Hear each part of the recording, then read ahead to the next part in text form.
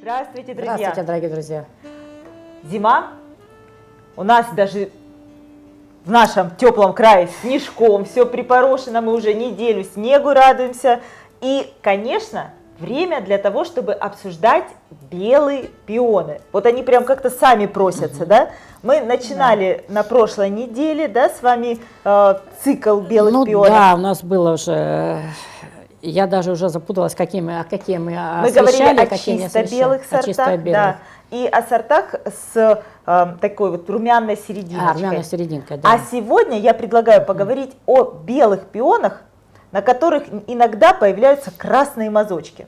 Это вот очень большая, да, группа? Да, таких вот, я люблю такие пионы, они всегда как-то такой акцент красный у них в середине.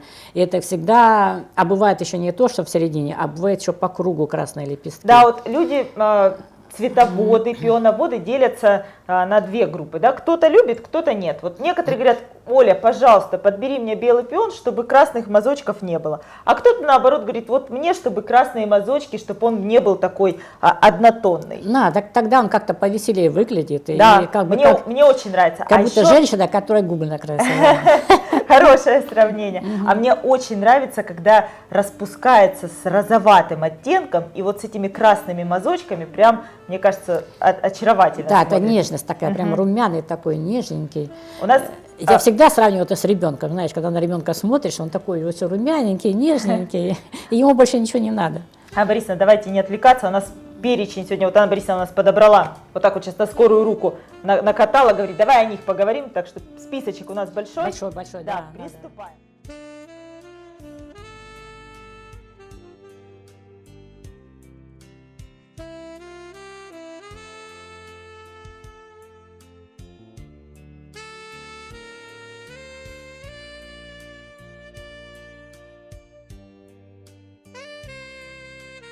Первый, Анна Борисовна, у вас аваланч. Да. Артикул 161. Лавина. Белая лавина. Так переводится? Да, да. Ну вот белая лавина, она есть белая лавина. И у нее там сколько я написала процентов? 50%. Бывает, что у него он открывается розоватым, и у него бывает чисто белые цветки, потом выравнивается. Бывает, получаются цветки с розовыми такими мазочками. И все сорта, которые мы сейчас будем перечислять, это все вот такого характера. Но они одни отличаются немножко ниже, немножко выше. Куст бывает вертикальный, куст бывает развалистый.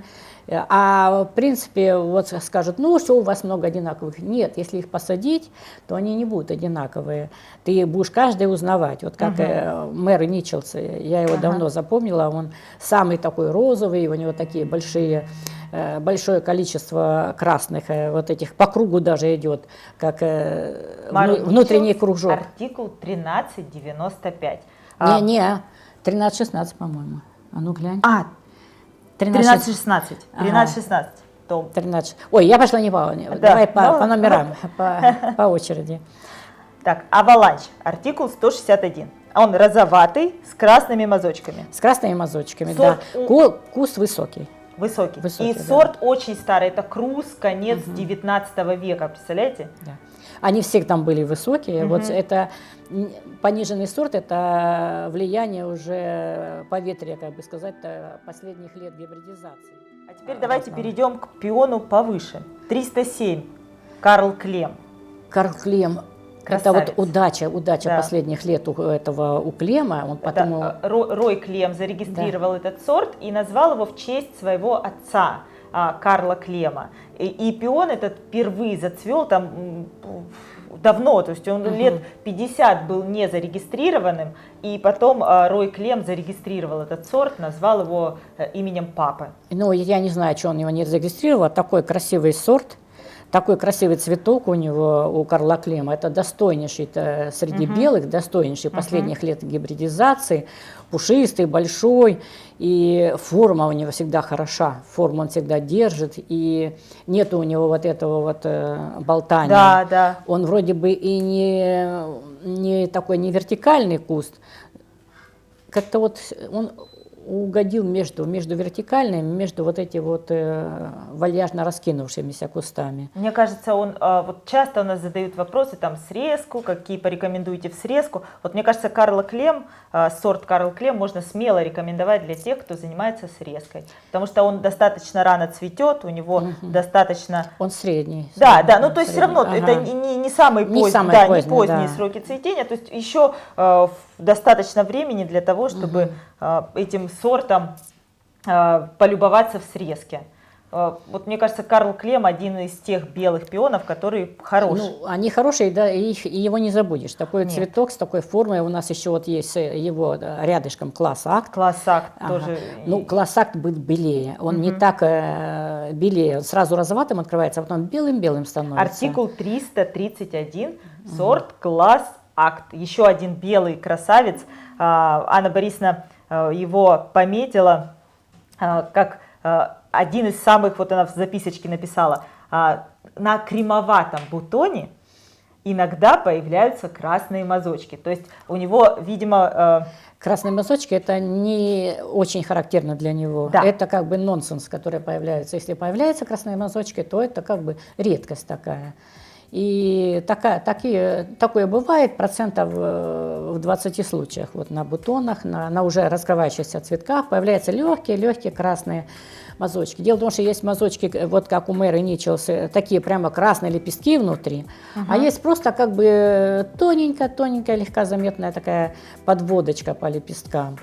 Вот, получается, сорт класс акт, это у нас пион с тоненькой.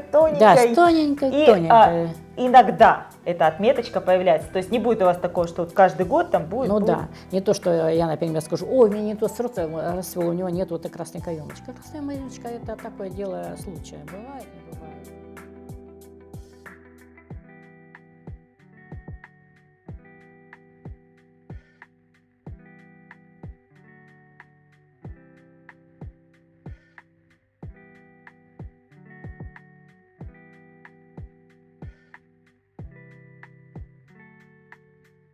Переходим к следующему белому красавцу, сорт Crystal Dawn, артикул 349. Да, это у нас один из новых белых. Я вот когда мы приобрели, я думаю, ну чего тут он такой же белый, как другие. Но потом, когда он открылся, второй, третий год, я посмотрела и думаю, да нет, Crystal, он не зря ему дал такое вот имя Crystal. Да? Потому что они, когда распускаются и становятся вот эти пушистые, такие большие, и у них цвет такой белый-белый, и когда солнышко светит, он прямо аж сверкает, вот такой сверкающий цветок. Бывает полумахровый, бывает махровый, бывают красные мазочки есть, бывает нет, и рост у него средний такой, средний-низкий, Средне-низкий, и не высокий, да. и не Мы как-то низкий. с вами отмечали, помню, Да. входили по полю и отмечали, что, о, посмотри, Оля, Crystal Dawn, он-то пониженного такого роста. То И есть у он, значит, него чуть ниже и у среднего. него такие большие цветки, они свободно держатся вот на каждом этом. И кажется, что это вот, знаешь, как смотришь на человека, маленького человека, а голова у них всегда большая. Если человек маленький, вот, а голова у них все равно большая. Так и Crystal Dawn. И все пониженные сорта, они, кажется, вот маленькие, да, на рост, а голова у них все равно большая, потому что не знаю почему. Так вот, как у людей. Мозги так должны у всех быть одинакового Ну да, размера. мозг-то нужно, на мозг нужно. А я вот от сорта Crystal Dawn не ожидала, когда вот мы его несколько лет назад первый раз заводили в питомнике, я не ожидала у него розовый оттенок. Вот вообще не ожидала. Я думала, он будет чисто Ну, кремовый. розового у него мало, он прям слегка розовый. Слегка, да. А я слегка. думала, что вообще При открытии. да, я думала, для А него по- это вообще не свойственно. А потом становится прямо вот снежно-белый, кристально-белый и с таким вот серебристым белым сиянием таким. Да. Кристалл, не зря у него такое название, да, молодец.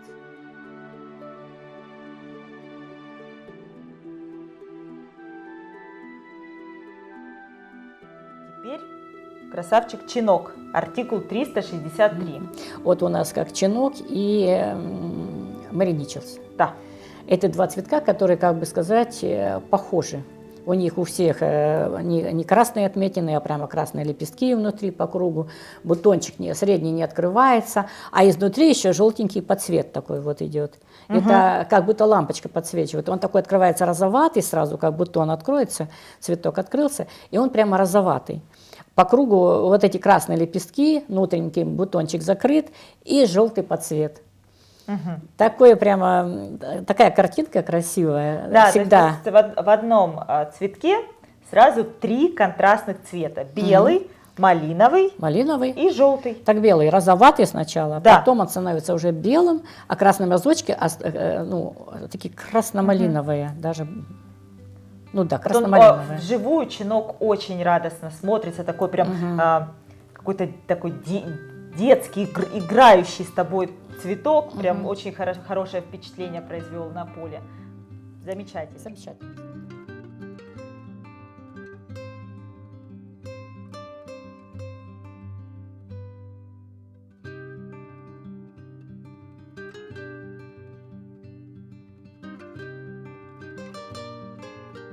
Эскимо-пай, еще один пониженный красавчик. Эскимо пай, вот у нас еще один белый. Я забыла, Айвори как же. эскорт. Айвори эскорт, да, это 2 цветка, которые пришли.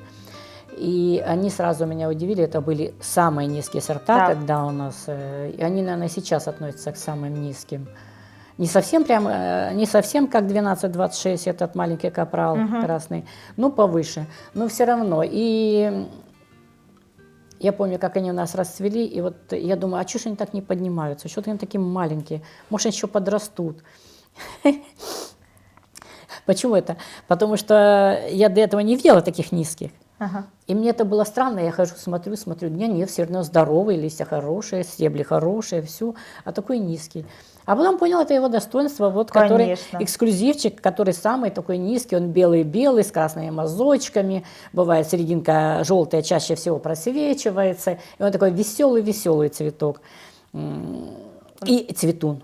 Вот что Да. среди этих прямо вот как белая дорожка, тоже Они- низенький ростик, и цветков много-много-много. И вот сверху смотришь, зелени не видно, да, вот Да, они зелени. вот так плотно-плотно усыпан цветами. У нас в этом году заказчица одна наша сортом 517 оформляет дорожку. У нее такая, она мне присылала фотографию, что она хочет, у нее такая вот чуть за воротом дорожка, и она вдоль дорожки с одной стороны и со второй сажает Айвори 517, эскимо-пай. И она его уже не 1 год собирает, потому что там у нее получится в общей сложности что-то около 40 кустов, она будет его там с одной стороны и с другой, то есть она не 1 год их уже там собирает. Она вот еще так интересно, молодец вообще, начала сажать не с одной стороны, а она вот, например, 10 с одной посадила, 10 с другой, потом опять 10 вот так вот с одной, 10 с другой, они у нее сомкнутся все, получится очень красиво. Если она мне вышлет фотографию, я обязательно поделюсь с вами в социальных сетях. Прям будет красота, я думаю. А еще бы с одного места, с одной и с другой стороны посадила бы 22-16. Да. Да, было бы очень красиво, потому что по росту они одинаковые, вот низенькие. У того 22-16 белый прямо цветок, белый-белый без отметин, а у эскимо-пай у него, когда открывается цветок, бутон, у него вот даже уже полуроспуске цветок, то вот здесь вот такие конфетные, красные такие полосы. Да, Очень леденцовые. Да, леденцовые, очень красиво. Цветок плоский, а у этого Да. 22-16.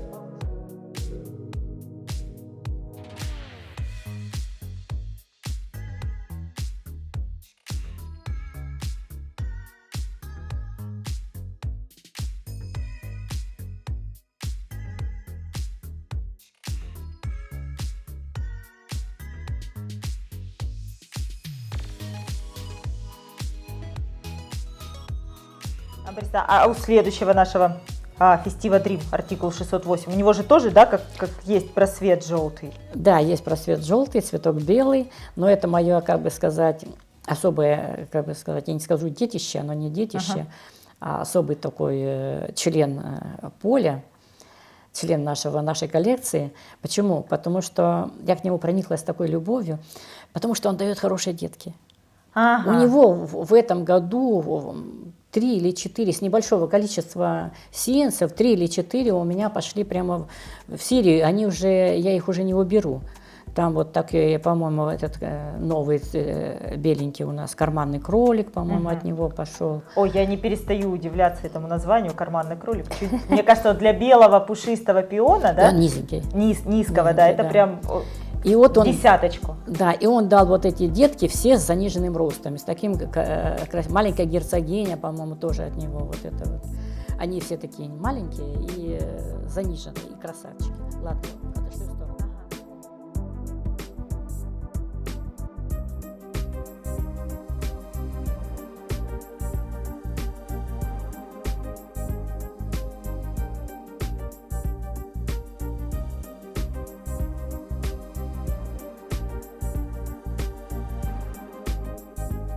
Переходим от заниженного к завышенному. Фестиваль Powder Puff.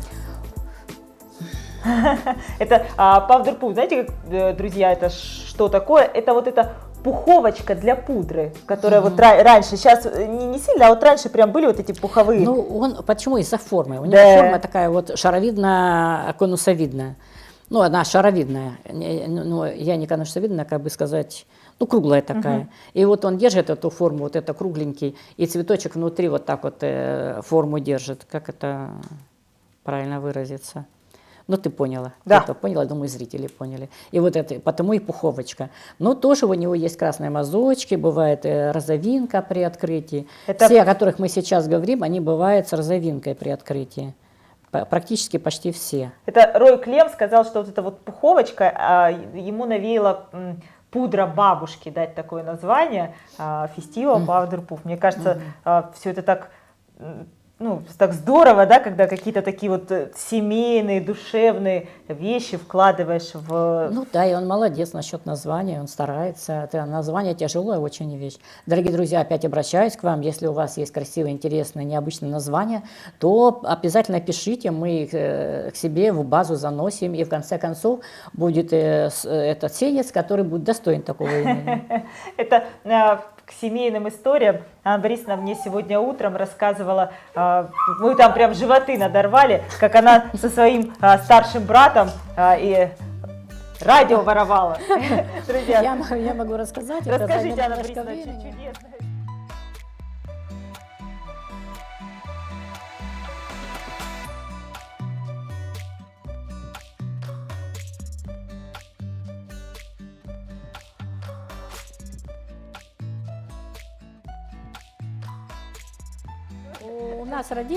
У родителей было 8 детей. 8 детей. И мама, она воспитывала детей без бабушек, без дедушек. Сама, представляете, хозяйство в деревне, бешеное хозяйство. И вот мама сама с таким количеством детей. А отец все время на работе. И у нас... Раньше жили все бедные, у нас в деревне где-то домов на 10, вот наши соседи, все жили далеко от друга, там 150 метров, не то, что сейчас, вот так вот. И вот эти соседи вечером к нам сходились, у нас было радио, а было проводное радио, а вот динамика ни у кого не было. Был динамик у нас, и радио вот это мы провели, и вечером все соседи, в основном женщины, без мужей, это же послевоенное время, они собирались у нас, отец включал это радио, и все сидели, были такие там радиопередачи, радиоспектакли. В определенное время, например, там все управились, и уже часов 9 приходят к нам, значит, на часик вот этого вот культуры. Отец включает торжественное радио, все рассаживаются, и сидим, слушаем. И вот у нас брат, старший мой, Борис, ему было тогда 7 лет. И вот у него, у человека была тяга с самого детства к этому радио. Он потом стал знаменитым радиолюбителем. И вот он мне говорит, слушай, говорит, родители уедут, надо взять это радио, побежим с тобой под этот и откроем, и ты бери, значит, чашку и банку.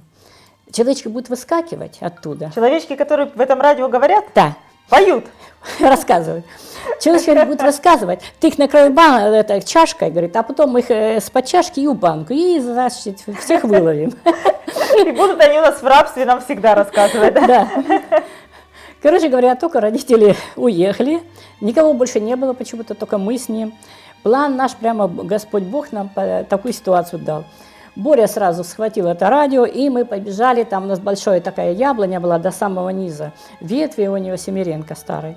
И мы, значит, с этим радио, он его там как-то открыл, открутил, а я же стою с этой банкой, значит, ловить их. Наготове. Наготове их, накрывать и ловить. Но когда он их открыл, там никаких человечков нету, а был динамик из черной такой бумаги. И он смотрел, говорит, куда-то попрятались. И эту бумагу поотрывал, это самое главное. Бумагу оторвали, ничего нету. А что делать? План не удался. Боря опять собрал этот самый, и мы на место привесили. Это, наверное, была первая модель, да, радио, которую собрал ваш брат. Да, Семилетние преступники. Да, Но самое интересное, вот Анны Борисовны папа что сказал? Вы думаете, отругал? Папа, когда приехал, включил, а он вместо того, чтобы рассказывать, он поет этим, как будто петух, который потерял голову. Он хрипит, динамик хрипит. Он догадался, ну и понял, кто дома оставались.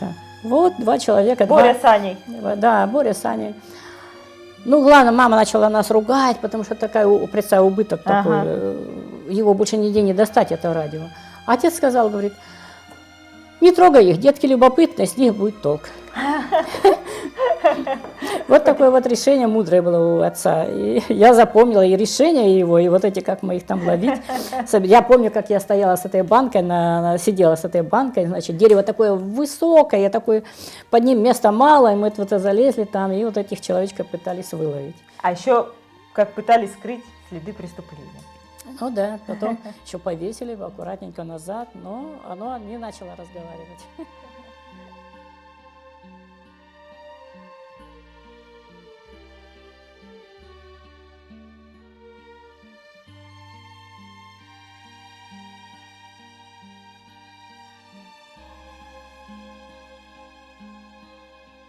Борисовна, я предлагаю перейти, у нас осталось несколько сортов.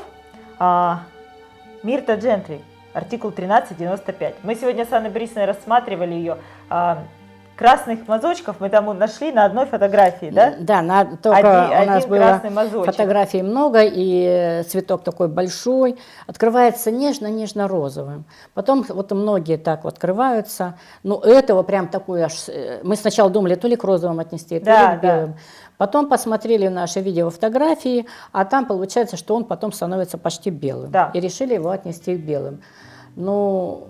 У него что? У него высокая ножка, вот если кто, товарищи любит, высокий рост, он прямо высокий, большие цветы, ну вот так вот все-таки он, и его надо подвязывать. Очень красиво. Некоторые наши зрители, они пишут, что мы любим высокие, нам не тяжело его подвязать, мы любим высокие.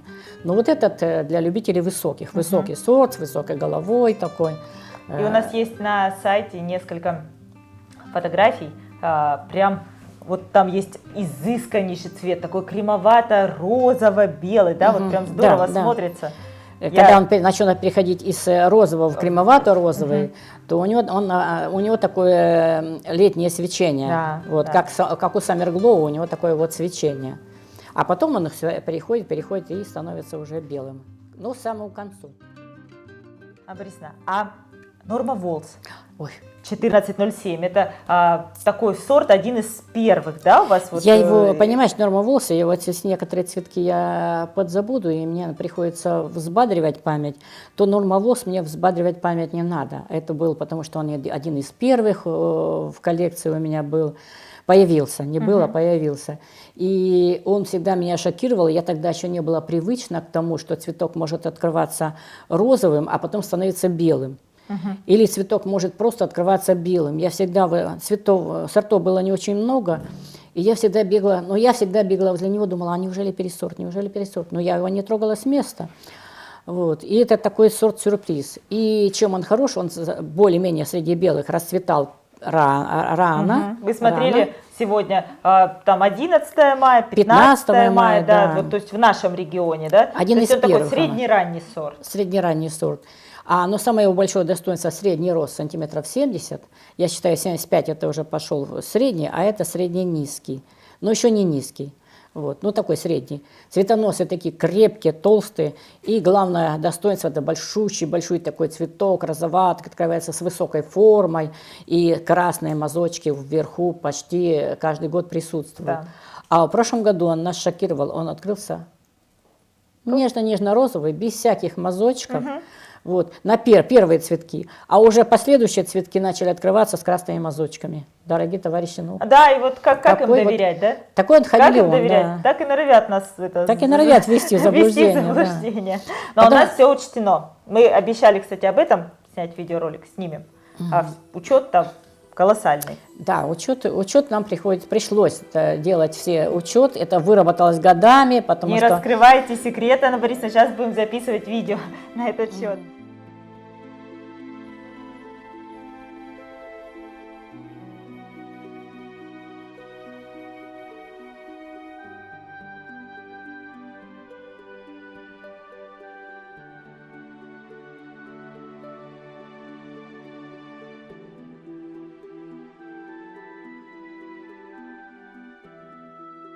Анна Борисовна, еще один сорт, который тоже всегда с красными мазочками, вот всегда, памяти Цицина. Да, Артикул вот 1602. памяти Цицина, я его стараюсь никогда не сажать рядом с 611. Да. Потому что они похожи. Ну, вот, но памяти Цицина более раскидистый. Более раскидистый, у него такие цветки. Вот, это наш этот самый отечественный сорт, назван в честь академика Цицина. И такой в честь академика не может быть назван цветок недостойный. Цветок очень достойный. Никогда, наверное, у меня, вот я из отечественных сортов привечаю немного этих. И вот памяти Цицина один из тех отечественных сортов, которые я никогда, как бы сказать, ни я, ни ты после меня никогда не выведем. Да, никогда. Цветок красивый. У меня вчера женщина звонила, но она такая, видно, что возрастная, прям сильно возрастная, пионы любит, а любит пионы вот по каким-то старым журналам, по каким-то, вот она не очень опытный пользователь интернета, и она начала, у нее перепутались памяти Цицина и майор Гагарин. У нее памяти Гагарина и майор Цицин, два пиона, и она цвета их перепутала, она говорит, Олечка, ну какой Нет, же... там памяти Гагарина, а памяти Цицина. А майор Гагарина это да, другой а цветок. у нее два красный и белый перепутаны, перепутались. красный с белым перепутаны, и она мне говорит, у вас же памяти Гагарина, говорит, он же белый. Я говорю, какой памяти? Ну, в общем, женщина перепутала. Так вот, друзья, любуйтесь сейчас памяти Цицина сортом. Чудесный белый пион с красными мазочками. Бывает, открывается тоже так же розоватым, бывает, открывает чисто белым, красные мазочки у него. Вот эта серединочка закрытая тоже розовидная, вот эта пулевидная. У меня есть новый... Такой бутончик такой кругленький. У меня есть новый сеянец этот, с такой формой, и серединочка у него такая пулевидная. И я назвала, а сам он белый-белый. И я назвала его, знаешь, как пули снегопада. Ух ты! Потому что серединочка, она как пуля, такая вот пуля коническая, а вокруг белая-белая. А желтого свечения нету, да? Желтого свечения нету. Ух Красные ты. мазки есть вот тут по кругу. А сама вот эта пушистые лепестки и такие белые-белые.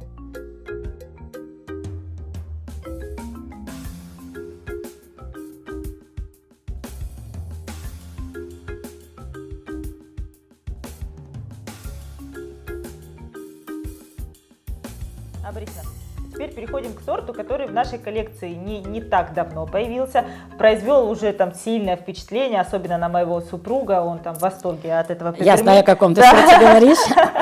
Пепперминт. Пепперминт, артикул 1653.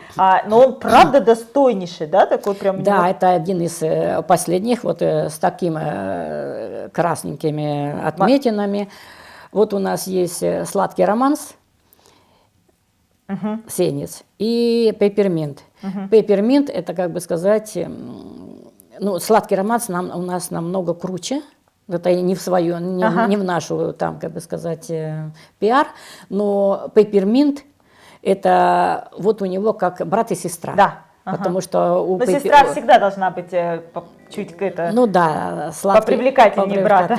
А брат, он такой на крепких ногах, большой пушистый цветок, красные отметины. И главное его достоинство, это вот такие крепкие ноги, крепкая выправка. Да, он такой вот бравенький весь. Бравенький, да? И цветок прямо такой большой, прям, ну, ему плотно набитый. Так к лицу эти красные мазочки. Вот бывает, да, вот ты думаешь, ой, вот без красных мазочков не то пальто уже, да, вот прям не тот цветок, они ему очень к лицу.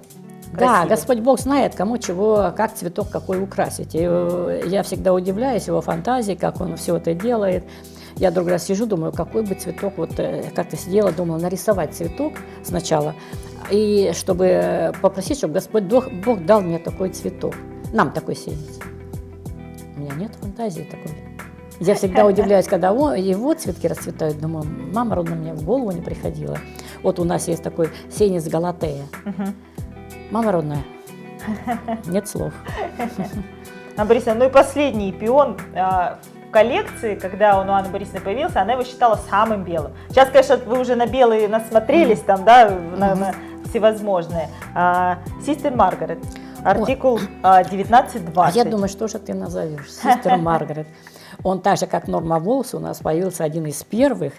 И когда он открывается, у него какая-то есть такой шарм необычный. У него какой-то вот такой свежий вид, понимаешь? Он сколько лет он открывается. Он всегда, когда открывается, у него такой вот девственно свежий вид. Если цветок другой, как это, не знаю, в чем, как бы сказать, прикол, но это есть. Вот какой-то светящийся белый он такой, немножко такие мазочечки, и он такой, всегда у него такой первозданная свежесть. Вот. И мне кажется, когда солнце зацветает, ему это не вредит, он все время стоит как будто... Вот знаешь, есть такие люди, едешь в поезде, и, ну как, ты несколько дней едешь, там, санузел, там, не ахти, как, и ты выглядишь не очень, помятый как-то, сам себя не любишь. А есть такие попутчики, которые раз, и ты смотришь, они никуда не ходили, еще не в санкомнату не ходили, не умывались, вроде нет. Но они выглядят вот как-то... Как на праздник, да? Они выглядят как будто уже в ванне были, уже умылись, уже чистенькие, беленькие, как будто, знаешь, как у тебя руки. Меня всегда удивляли твои руки. Я пока, чтобы начистить свои руки, мне приходится маникюр, то есть все. А Оля как с гуся, раз, вся грязь слетела. Как у хирурга все время. Да. Она на улице, сколько мы с ней не ковыряемся в земле, потом она руки умыла, и у нее никакой маникюр не надо делать. А у меня это проблема, мне надо сделать. Так вот, сестер Маргарет, как твои руки. По поводу поезда. Мы с мужем в студенческие годы ездили к его родственникам в Бурятию, на Байкал. Так вот, мы находились в поезде 6 дней туда, 6 дней обратно. И так вот про свежий вид в поезде опыт есть. Я прекрасно понимаю, о чем Анна Борисовна говорит, и когда она говорит про сорт Систер Маргарет, что он всегда выглядит очень свежим.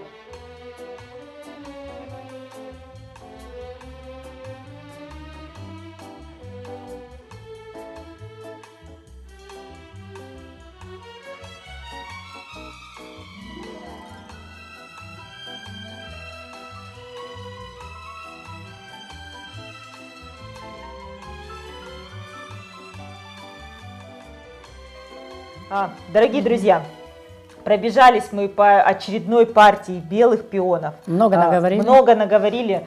Ну, что делать, Юрий Борисович нас ругает за такое количество времени потраченное. Но честно мы скажем, вот по-честному, да, мы прям сдерживаемся. Вот мы на самом деле бы еще тут сидели, сейчас рассказывали, а мы прямо стараемся. Юрий Борисович ограничил нам время. Мы и так стараемся уже уложиться компактненько в эту. Да, я где-то, если стараюсь, вот Анна Борисовна у нас вообще может так вот прям разойтись, вот душа у нее богатая, может разойтись по какому-то сорту. У меня задача так чик-чик переключать, пультом переключать. Поэтому, дорогие друзья, я сейчас переключаю нас с Анной Борисовной с этого видео на запись следующего. Ну а вы подписывайтесь на наш YouTube канал, пишите комментарии. На самом деле ваши комментарии позволяют нам не только над нашим видеороликом проводить работу, но и идеи для будущих видеороликов вы даете. Спасибо вам большое, с удовольствием читаем все комментарии. Вот Анна Борисовна прям все читает, Юрий Борисович все читает. Очень это важно, и это большая вам за это благодарность. Да, благодарность от нас, особенно за название.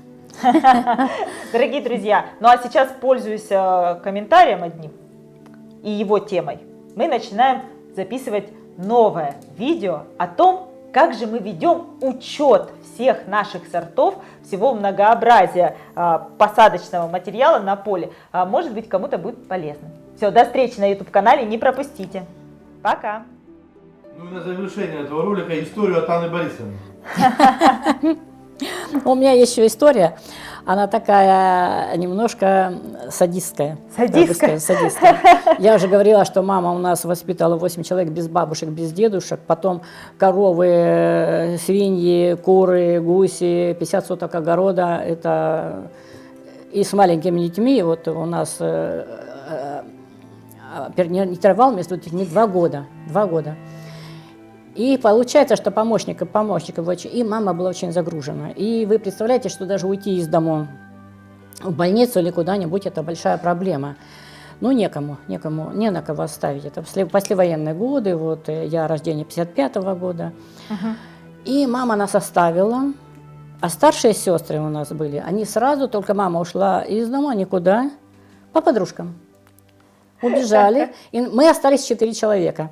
Боря, которому было 7 лет. Который радио воровал. Да. Мне было 5 лет, значит, брату было 3 года, и младшей сестре был годик.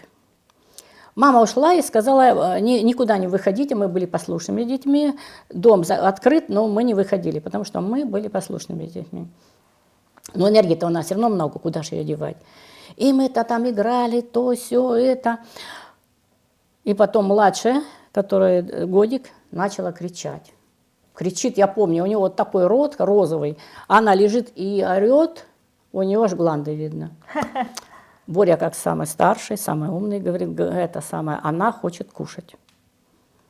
Мы посмотрели, а раньше была и соски проблема, и все. И у нас была большая бутылка и большая вот эта соска.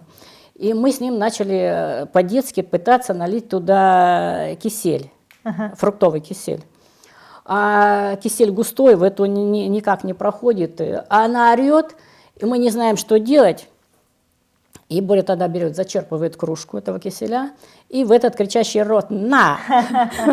Она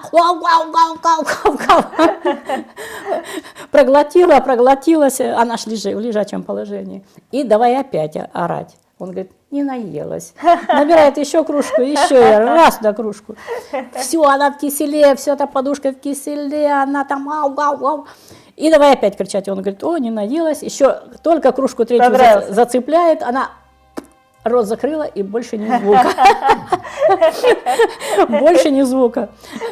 Боря говорит, теперь, говорит, я отличалась тем, что была маленькая, но была очень такая шустрая. И он сразу говорит, так, а теперь нам надо покушать, ищи сахар. А раз сейчас сахар был, это же такая ценность, и мама покупала там его килограмм или полкило, завязывала такой платочек и прятала, ну, потому что, ну, не от меня. Он сразу дал мне команду, ищи сахар. Я раз, и нашла этот сахар моментом. Мы сели на полу, наелись этого сахара. Все, весь пол в этом, ну, видно, вот в этом сахарном песке, завязали назад остатки в платочке, спрятали назад в этот, где оно лежало, и все, мы, значит, выправились, наелись этого сахара. Мама, когда пришла, мама, ужас, все кругом в сахаре, это вся кровать в киселе, но сестра стала жива. Вот такой, я говорила, садистский немножко. Но ничего, все выжили, все вышли, да. Все вышли люди, все... говорю, все нормально. Все, ничего. Сейчас бы начали детей забирать, то есть ничего, нормально. Мама у нас вырастила, у нас нету, слава богу, ни одного ни алкоголика, никакого. Это у нас все люди достойные. А это ж маму мы знаете, что? Знаете? Да. Ее борщом в годик накормила сестра. Прям так вот хорошенько, та тоже орала, она ее борщом подливала. Правильно, нечего кричать. Нечего кричать, да.